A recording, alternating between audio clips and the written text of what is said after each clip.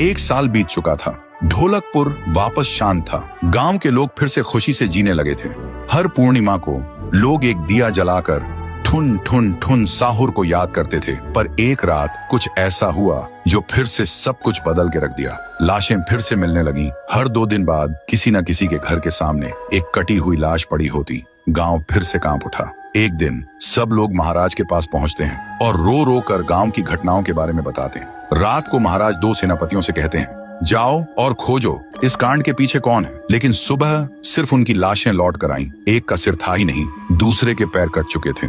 महाराज समझ गए कुछ तो लौट आया है, कुछ जो सिर्फ मौत का खेल खेल रहा है। और फिर कहते हैं, अब इस जंग का सामना मुझे ही करना होगा। उसी रात महाराज चुपके से गांव में आते हैं और एक पेड़ के पीछे खुद को छुपा लेते हैं। और ठीक रात के 2:30 बजे अचानक कहीं से धुआं छा जाता है और उस धुएं के अंदर से एक आवाज आती है,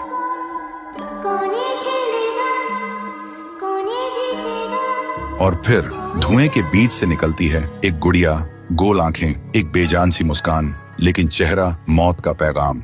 वो गुड़िया एक घर के गेट तक जाती है और बच्चों जैसा एक गाना गाने लगती है। उसके गाने की आवाज सुनकर एक आदमी बाहर आता है और अगले ही पल वो गुड़िया उसका सिर चबा जाती है। वो आदमी तड़प तड़प के वहीं जमीन पर गिर जाता है। महाराज सब कुछ देखते हैं। उनकी आंखें भर जाती हैं। उन्हें समझ आ जाता है इसके सामने जाना मतलब खुद का अंत लिखना है। अगली सुबह गांव के लोग इकट्ठा होते हैं। महाराज कहते हैं, ये पिछले भूत से भी ज्यादा डरावनी है। इसे सिर्फ वही हरा सकता है जो मौत को पहले ही हरा चुका है। और फिर एक पूर्णिमा की रात सब लोग दिया जलाकर पुकारते हैं, आप वापस आइए, आपके बिना ये गांव जिंदा तो है पर जीने जैसा नहीं। तभी एक आवाज गूंजती है, ठुंग ठुंग ठुंग ठुंग ठुंग ठुंग ठुंग ठुंग ठुंग साहुर। और उसी देह की आग से एक जलता हुआ पेड़ बनने लगता है और उसी पेड़ में से ठुन ठुन ठुन साहुर निकलता है। तभी फिर से वही धुआं छा जाता है और उसके साथ ही एक आवाज।